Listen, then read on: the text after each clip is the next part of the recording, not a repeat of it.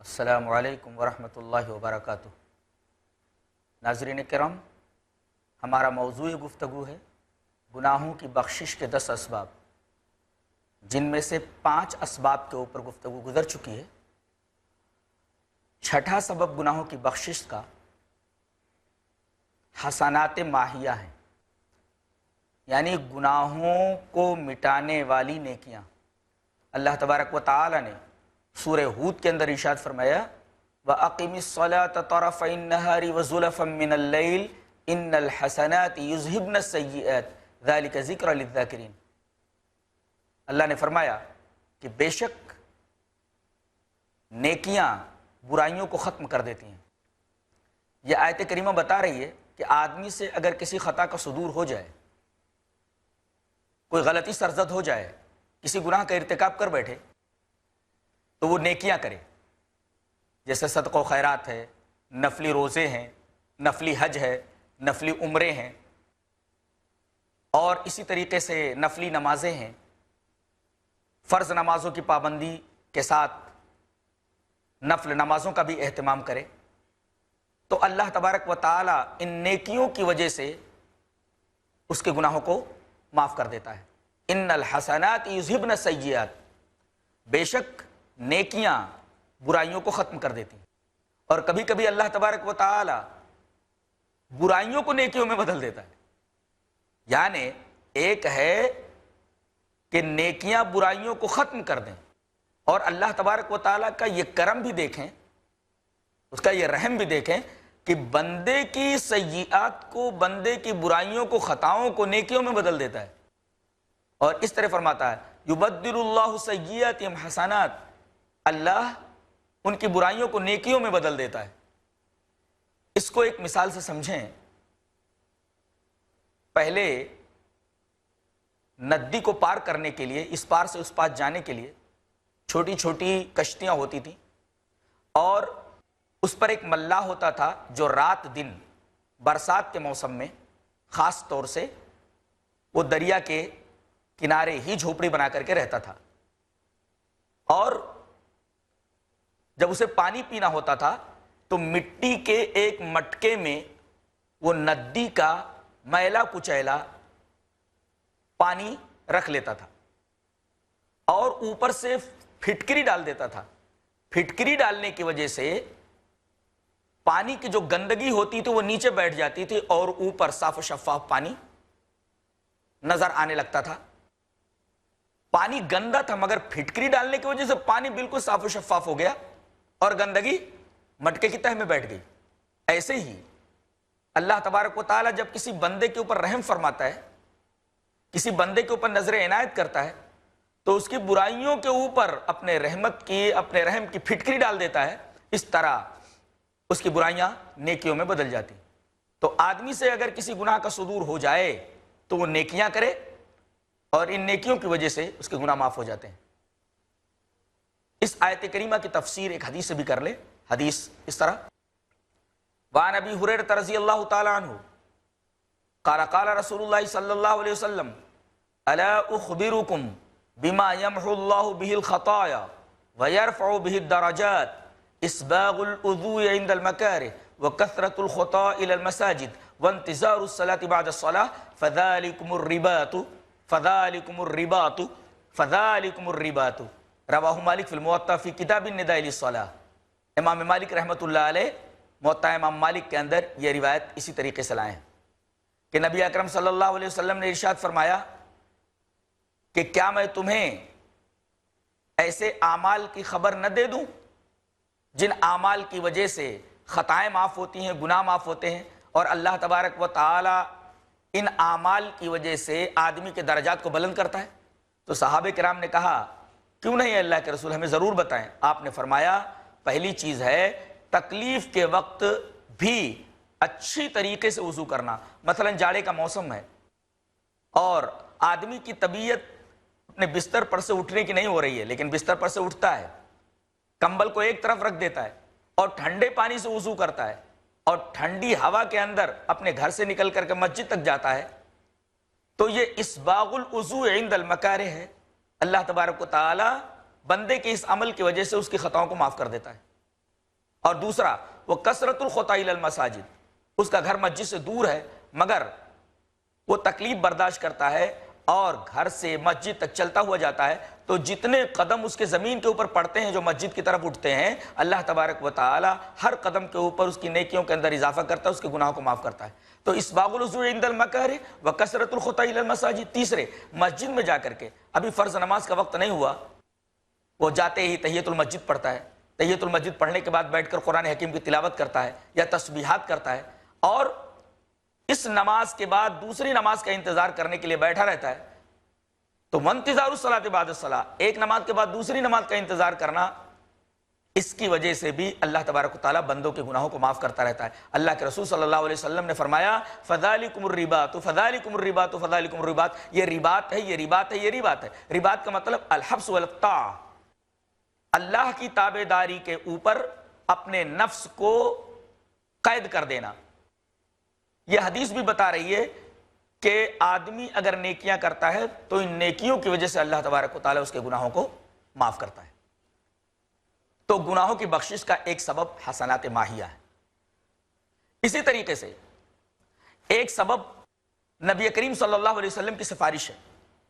کل قیامت کے دن کوئی کسی کا پرسان حال نہ ہوگا۔ اللہ تعالیٰ نے فرمایا یوم یفر المرء من اخیہ وامہ وابیہ وصاحبتہ وبنیہ لکل امرئ منہم یومئذ شأن یغنیہ۔ اس دن آدمی اپنے بھائی سے بھاگے گا، اپنے باپ سے بھاگے گا، اپنی ماں سے بھاگے گا۔ باپ یہ سمجھے گا کہ بیٹا سامنے آ رہا ہے، ہٹ جاؤ، اسے نظر نہ ہو، کہیں یہ نیکیاں نہ مانگ لے۔ ماں جو اپنے بچے کے لیے دنیا کے اندر اپنی جان تک دینے کے لیے تیار رہتی تھی، لیکن میدان حشر کے اندر اس کی طرف نگاہ بھی نہیں کرے گی۔ سارے رشتے ناطے ختم ہو جائیں گے۔ آج اپنے بچوں کے لیے انسان کیا کچھ نہیں کرتا، حلال و حرام کی تمیز نہیں کرتا، لیکن قیامت کے دن یہ سارے کے سارے رشتے، ساری کی ساری دوستیاں کسی کام نہیں آئیں گی۔ آدمی کے کام آئے گا تو اس کا اچھا عمل۔ اس وقت اگر آدمی یہاں سے توحید لے کر کے گیا ہے اور گنہگار ہے تو امید کی جاتی ہے کہ وہ نبی اکرم صلی اللہ علیہ وسلم کی سفارش کے دائرے میں آ جائے۔ گویا اللہ کے رسول صلی اللہ علیہ وسلم کی شفاعت النبی، یہ بھی گناہوں کی بخشش کے اسباب میں سے ایک بہت بڑا سبب ہے۔ دلیل یہ حدیث پاک، وعن ابی ہریرہ رضی اللہ تعالی عنہ قال قال رسول اللہ صلی اللہ علیہ وسلم لکل نبی دعوت مستجابہ فتعجل کل نبی دعوتہ وانی اختبات دعوتی شفاعتا لامتی یوم القیامہ فہی نائلۃ ان شاء اللہ من مات من امتی لا یشرک باللہ شیئا، رواہ مسلم فی کتاب الایمان۔ حضرت امام مسلم رحمہ اللہ اس حدیث پاک کو اسی کتاب الایمان کے اندر لائے۔ راوی حضرت ابو ہریرہ۔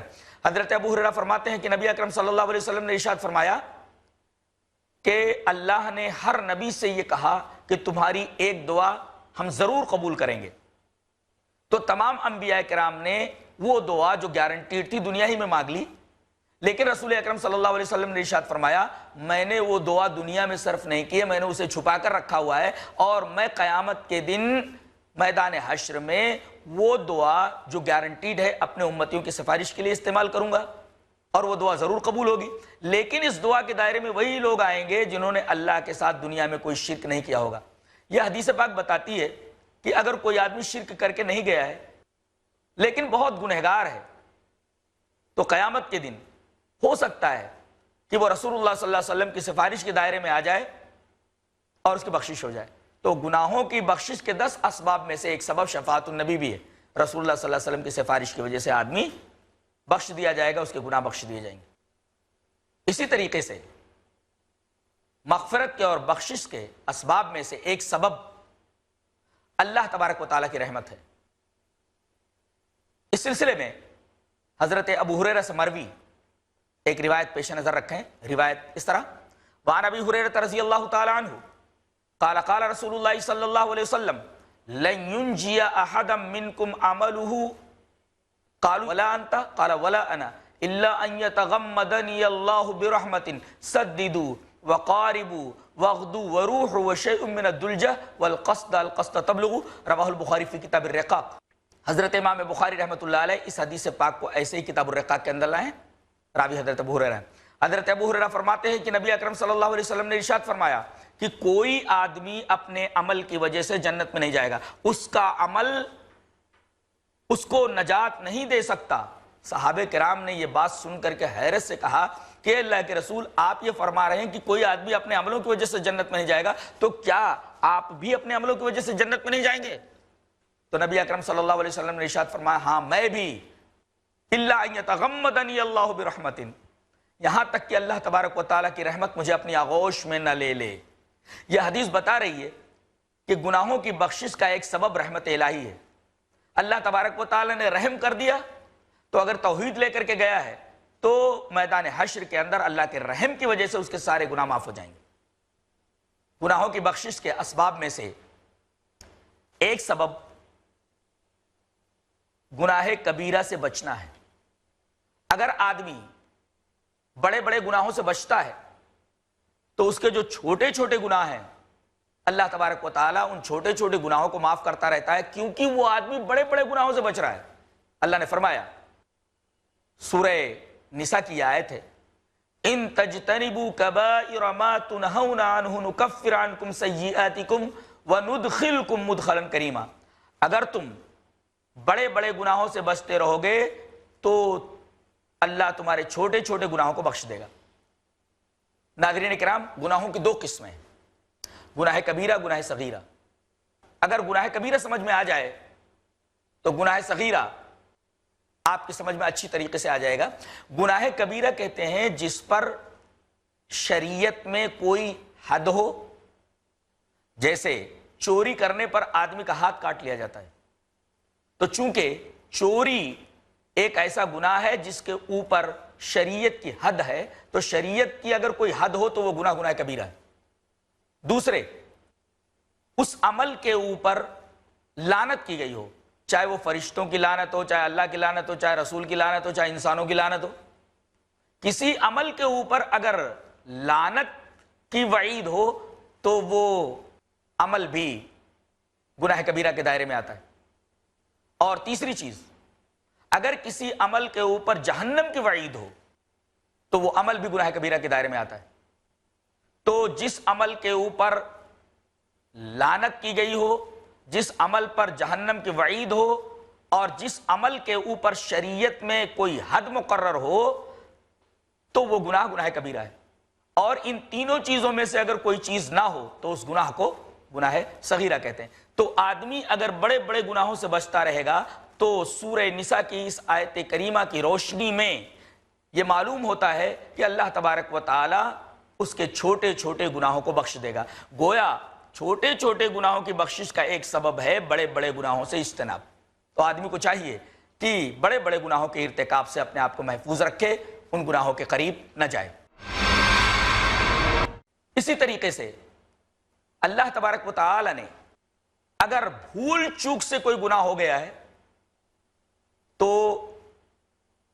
اللہ تبارک و تعالیٰ اس کو معاف کر دیتا ہے، جیسا کہ سورہ قصص کے اندر حضرت موسیٰ علیہ السلام کا ایک واقعہ بیان کیا گیا ہے اس طرح وَدَخَلَ الْمَدِينَةَ عَلَى حِينِ غَفْلَةٍ مِّنْ أَهْلِهَا فَوَجَدَ فِيهَا رَجُلَيْنِ يَقْتَتِلَانِ هَذَا مِنْ شِيعَتِهِ وَهَذَا مِنْ عَدُوِّهِ فَاسْتَغَاثَهُ الَّذِي مِنْ شِيعَتِهِ عَلَى الَّذِي مِنْ عَدُوِّهِ فَوَكَذَهُ مُوسَىٰ فَقَضَىٰ عَلَيْهِ قَالَ هَذَا مِنْ عَمَلِ الشَّيْطَانِ إِنَّهُ عَدُوٌّ مُضِلٌّ مُّبِينٌ قَالَ رَبِّ إِنِّي ظَلَمْتُ نَفْسِي فَاغْفِرْ لِي فَغَفَرَ لَهُ إِنَّهُ هُوَ الْغَفُورُ الرَّحِيمُ۔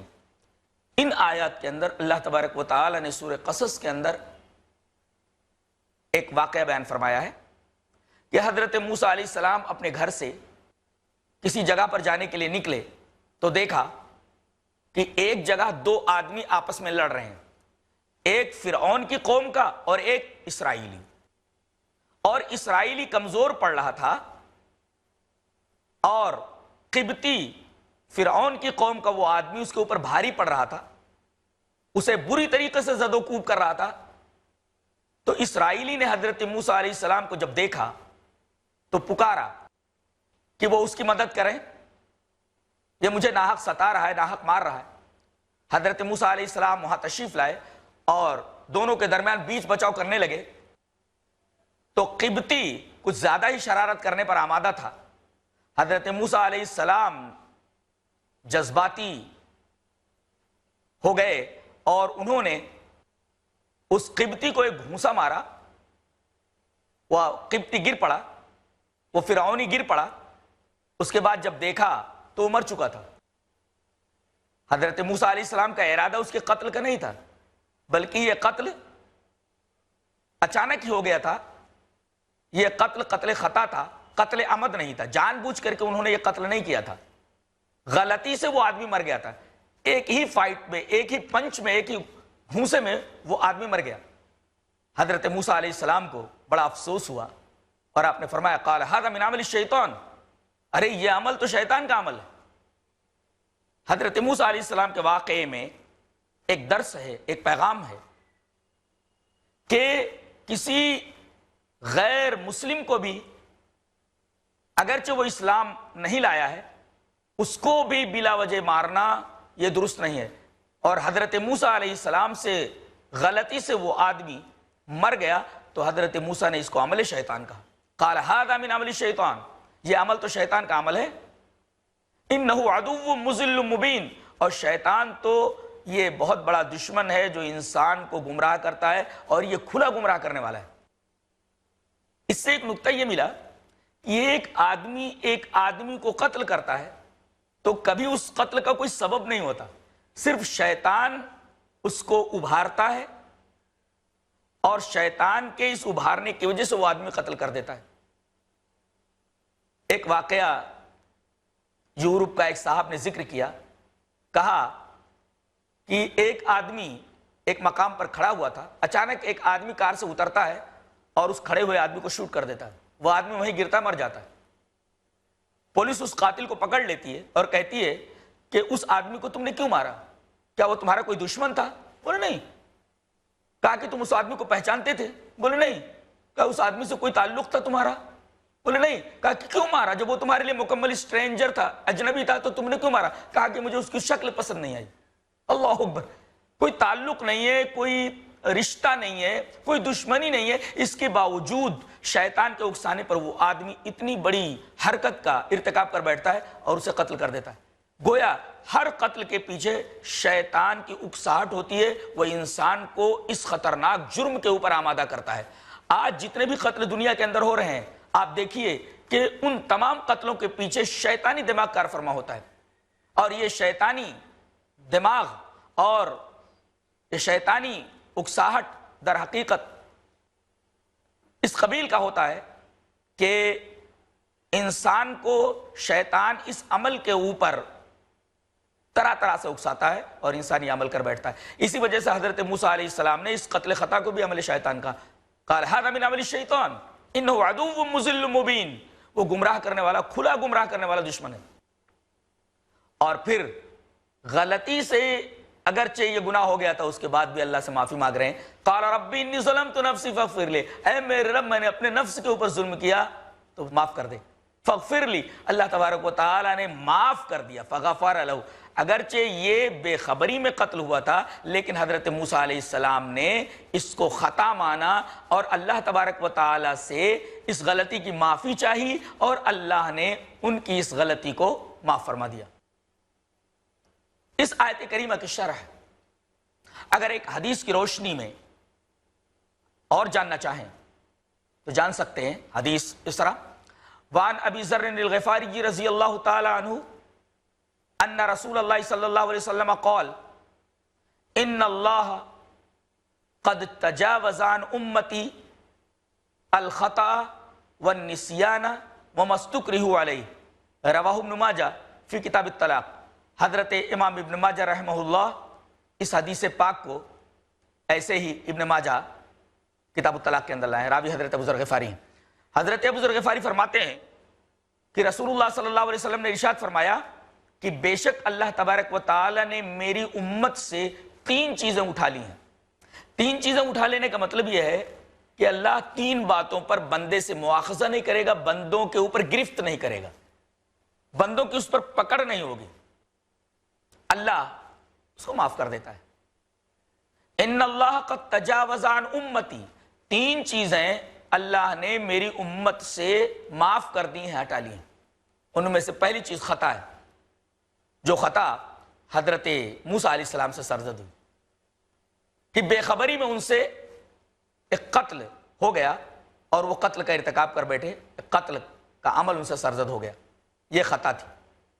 اللہ تبارک و تعالی نے اس امت سے بھی خطا کو معاف کر دیا ہے۔ اگر خطان کوئی جرم ہو جاتا ہے تو سمجھو کہ اللہ تبارک و تعالی بندے کو معاف کر دیتا ہے۔ دوسری چیز النسیان، کوئی چیز بھول گیا ہے، مثلا ظہر کا وقت ہو گیا، اسے یاد نہیں رہا، بھول گیا، یہاں تک کہ عصر کا وقت آ گیا، اب اسے خیال آ رہا ہے کہ میں نے ظہر کی نماز نہیں پڑھی، تو فوراً ظہر کی نماز پڑھ لے، اس پر کوئی بھی گرفت نہیں ہے، اس لیے کہ یہ نسیان کے دائرے میں آتا ہے، اللہ تبارک و تعالیٰ نے اس کو معاف کر دیا۔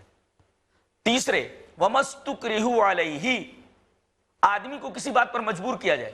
حضرت عمار ابن یاسر رضی اللہ تعالیٰ عنہ کے بارے میں سیرت کے اندر یہ واقعات آتے ہیں کہ مشرکین انہیں پکڑ لیتے، طرح طرح سے ایذائیں دیتے، یہاں تک کہ وہ ہوش و حواس کھو بیٹھتے تھے، ان کا سر پکڑ کر کے پانی میں ڈبکیاں دی جاتی جس سے ان کے ہوش و حواس معطل ہو جاتے، اور اس بے ہوشی کے عالم میں وہ کفریہ کلمات اپنی زبان سے نکال دیتے تھے۔ اللہ تبارک و تعالی نے اس سلسلے میں آیت کریمہ نازل فرمائی، من کفر باللہ من بعد ایمانہ الا من اکرہ وقلبہ مطمئن بالایمان، کہ جو آدمی ایمان لانے کے بعد کفر کرے اس حال میں کہ اس کے اوپر جبر کیا گیا ہو، وہ کام مجبوری کے اندر کر رہا ہو، من کفر باللہ من بعد ایمانہ الا من اکرہ وقلبہ مطمئن بالایمان، لیکن اس کا دل ایمان کے اوپر مطمئن ہے، تو اللہ تبارک و تعالی اس کے اس عمل کو معاف کر دیتا ہے، اگرچہ وہ اپنی زبان سے کفریہ کلمات بھی بک جائے، چونکہ یہ کام اس سے جبرن کرایا گیا ہے، لہذا اس استکراہ کے اوپر اللہ تبارک و تعالیٰ کوئی گرفت نہیں کرتا۔ اگر کسی عورت کے ساتھ زبردستی کی گئی ہو، اس کے ساتھ ریپ بھی کیا گیا ہو، اور اس عورت کا دل اس عمل میں شامل نہ ہو، نیت شامل نہ ہو، تو یہ بھی استکراہ ہے، اور اللہ نے فرمایا سورہ نور کے اندر وَمَن يُكْرِهُنَّ فَإِنَّ اللَّهَ مِن بَعْدِ إِكْرَاهِهِنَّ غَفُورٌ رَحِيمٌ، اگر کسی عورت سے زبردستی ریپ کیا جاتا ہے، زبردستی اس کے ساتھ زنا کیا جاتا ہے، جس میں اس کی نیت شامل نہیں ہوتی، تو اللہ تبارک و تعالیٰ غفور رحیم ہے، اس کے اس عمل کو وہ خطا شمار نہیں کرتا، معاف کر دیتا ہے۔ فَإِنَّ اللَّهَ مِن بَعْدِ إِكْرَاهِهِنَّ غَفُورٌ رَحِيمٌ، اللہ تبارک و تعالیٰ اس کے اس استکراہ کے اوپر، اس مجبوری کے اوپر غفور رحیم۔ حضرت امام مالک رحمۃ اللہ علیہ کے زمانے میں بتایا جاتا ہے کہ امام مالک رحمۃ اللہ علیہ طلاق مکرہ کے قائل نہیں تھے، یعنی جبری طلاق کے قائل نہیں تھے۔ جیسے شادی ہو گئی، نکاح ہو گیا، اور کچھ طرفین سے انبن ہو گئی، اور دولہے کو پکڑ لیا گیا اور زبردستی مار پیٹ کر کے اس سے طلاق لے لی گئی، تو یہ طلاق واقع نہیں ہوتی ہے، طلاق مکرہ ہے۔ حضرت امام مالک رحمۃ اللہ علیہ نے اس مسئلے پر بڑی تکلیفیں اٹھائی ہیں، لوگ ان کا منہ کالا کر کے گدھے کے اوپر چڑھا کر کے گھماتے تھے، اور جہاں پبلک ہوتی وہاں گدھے کو روک دیتے، تو حضرت امام مالک رحمۃ اللہ علیہ فرماتے جو جانتا ہے وہ تو جانتا ہی ہے، جو نہیں جانتا وہ یہ جان لے کہ میں مالک بن انس ہوں اور بولتا ہوں کہ جبری طلاق شریعت کے اندر نہیں ہے، جبری طلاق کی کوئی اہمیت شریعت کے اندر نہیں ہے، اگر جبری طلاق کسی دلائی جاتی ہے تو وہ طلاق نہیں مانی جاتی۔ تو اللہ تبارک و تعالیٰ نے تین چیزیں اپنے بندوں سے اٹھا لی، ایک تو خطا، دوسرے نسیان، اور تیسرے استکراہ۔ ناظرین کرام، اللہ تبارک و تعالیٰ نے اپنے بندوں کے گناہوں اور اپنے بندوں کی خطاؤں کو معاف کرنے کے لیے یہ طرح طرح کے جو اسباب رکھے ہیں، وہ در حقیقت الرحمن الرحیم کی تفسیر ہے۔ اللہ تبارک و تعالی جبار ہے، قہار ہے، منتقم ہے، متکبر ہے، عزیز ذو انتقام ہے، سریع الحساب ہے، یہ اس کی جو تمام صفتیں ہیں، ان تمام صفتوں کے اوپر اللہ تبارک و تعالیٰ کی رحمت غالب ہے۔ یہ اللہ کی رحمت ہی ہے جس کی وجہ سے ایک نافرمان نافرمانی کے میدان میں آگے بڑھتا رہتا ہے، لیکن اللہ تبارک و تعالیٰ اسے مہلت دیتا ہے کہ اب سدھر جائے، اب سدھر جائے، اب سدھر جائے، جبکہ قانون یہ کہتا ہے کہ گناہ کرتے وقت مجرم کو پکڑ لیا جائے اور اس کو اس کے جرم کی قرار واقعی سزا دی جائے، جیسا کہ عام طور پر دنیا کا قانون یہ کہتا ہے۔ پولیس جہاں بھی مجرم کو پکڑتی ہے لا کر کے اس کو پیٹتی ہے، مارتی ہے، لیکن اللہ تبارک و تعالیٰ کا قانون امہال ہے، بندوں کو سدھرنے کا موقع دیتا ہے کہ بندہ جس راستے پر چل رہا ہے اس راستے سے لوٹ آئے، اور کبھی کبھی تو اس کے اوپر کوئی تکلیف ڈال دیتا ہے، کسی مصیبت میں مبتلا کر دیتا ہے کہ اس مصیبت میں مبتلا ہونے کے بعد کم سے کم میری طرف رجوع ہو، میری طرف پلٹے۔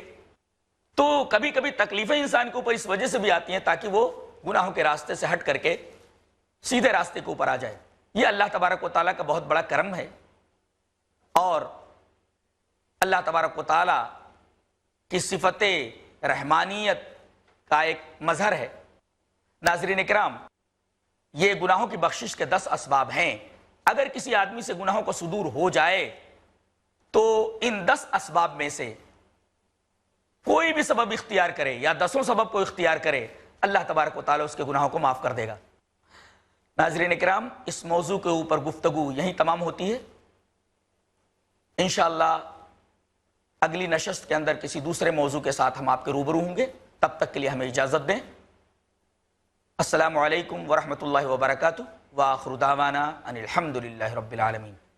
لا إله إلا الله محمد رسول الله، لا إله إلا الله محمد رسول الله، لا إله إلا الله محمد رسول الله، لا إله إلا الله محمد رسول الله۔